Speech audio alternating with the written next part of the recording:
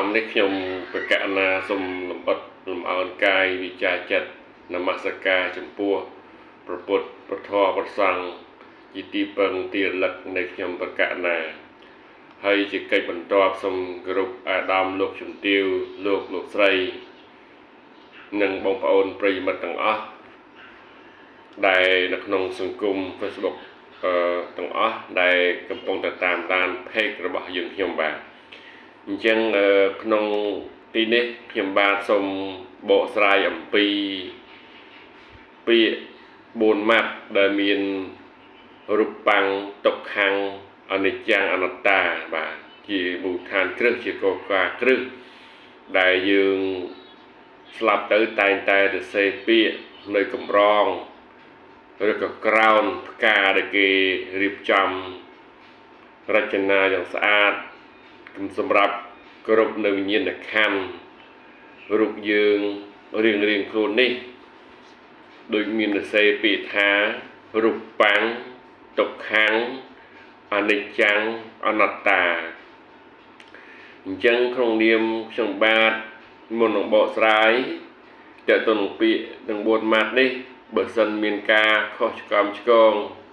ចំណុចត្រង់ណាខ្លឹមសារអត្ថន័យត្រង់ណានោះក៏សូមខន្តីពីសំណាក់អ្នកប្រាជ្ញអស់លោកដែលមានបញ្ញាវុធដែលគុណវុទ្ធិសូមមេត្តាខន្តីអភ័យទោសក្រៃលោភ្លាំងភ្លាត់ចំណុចត្រង់ណាមួយដែលបកស្រាយទៅមិនសំណំមិនចំអញ្ចឹងតើទៅនឹងការបកស្រាយតើទៅនឹងឃ្លាទាំង4ម៉ាត់នេះខ្ញុំបកស្រាយទៅខ្លះទៅចំតែនៃយល់តែខ្ញុំបកកណាខ្ញុំបាទក្រៃលោបងប្អូនប្រិយមិត្តខុសត្រង់ណាក៏សូមមេត្តាខន្តីជួយបំពេញជួយកែតម្រូវបាទអញ្ចឹងពាក្យទាំង4ម៉ាត់នេះទី1រូបបាំងយើងតែងតែកើតមកហើយមានរូបមានកាយបាទមានរូបមានកាយហ្នឹងមានពណ៌សម្បុរសខ្មៅល្អអាក្រក់នឹងហើយជារូបបាទមានសក់មានកញ្ចក់មានភ្នែកមានច្រមុះនោះរូបរាងកាយយើងហើយបាទអញ្ចឹងកាលណាកើតមកមានរូបហើយអារូបនេះតែងតែមានការពុកផុយរលួយរលេះទៅជាការធម្មតាទេបាទ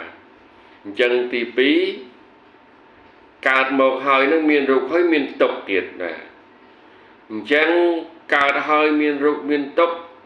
ពាក្យថាទុក្ខនៅក្នុងទីនេះគឺយើងទុក្ខនឹងការឈឺនឹងការចាស់នឹងការជរាព្យាធិមរណៈហ្នឹងបាទស្ដីទុក្ខព្រោះតែស្លាប់ហ្នឹងអញ្ចឹងស្ដីទុក្ខនៅក្នុងទីនេះគឺ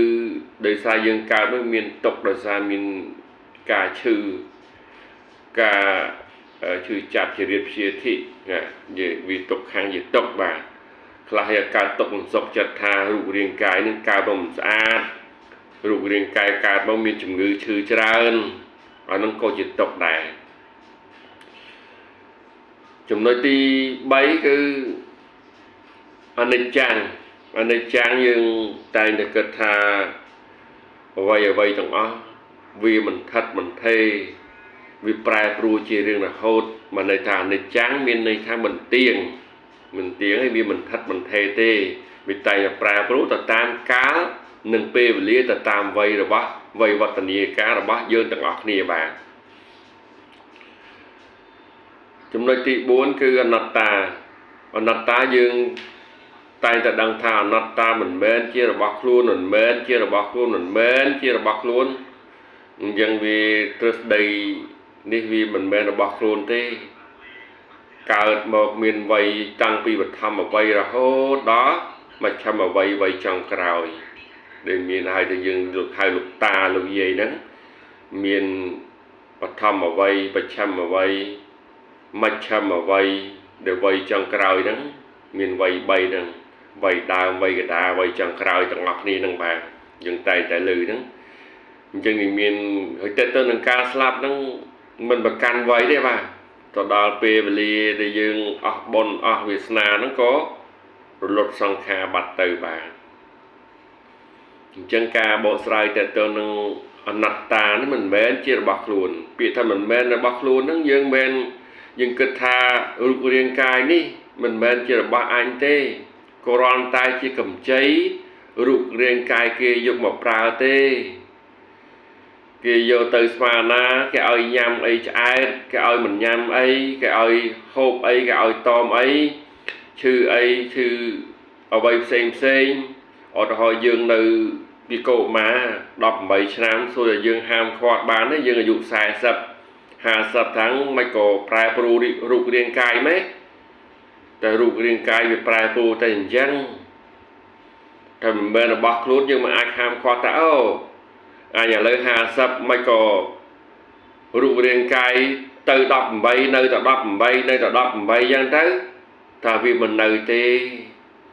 វាតែមានការប្រែប្រួលទៅតាមសភាវៈពិតដែលយើងកំពុងតែប្រព្រឹត្តទៅហ្នឹងណាបាទអញ្ចឹងការបកស្រាយអំពីរូបបាំងទុក្ខំអនិច្ចំអនត្តាតែប៉ុណ្ណេះបាទជាសម្ដាប់ជាចំណីចក្ខុជាចំណីអត្ថារម្មណ៍និត្ថារម្មណ៍អារម្មណ៍ជាទីពេញចិត្តអារម្មណ៍ជាទីគាប់ចិត្តបាទអញ្ចឹងការបកស្រាយសង្ខេបអំពីរូបបាំងទុក្ខំអនិច្ចំអនត្តាតែប៉ុណ្ណេះបាទក៏សូមអរគុណអស់លោកលោកស្រីជាទីមេត្រីដែលកំពុងតែតាមដាននិងស្ដាប់នៅវីដេអូឃ្លីបខ្លីបាទអញ្ចឹងក៏សូមគោរពជូនពរអស់លោកដែលជួបប្រទះតែពរ4ប្រការអាយុវណ្ណៈសុខៈពលៈនិងសម្បត្តិ3ប្រការសម្បត្តិមនុស្សសម្បត្តិទេវតាដែលអស់លោកអាដាមលោកជំទាវលោកស្រីបាទបងប្អូនប្រិយមិត្តលោកយាយលោកតាទាំងអស់គឺសូម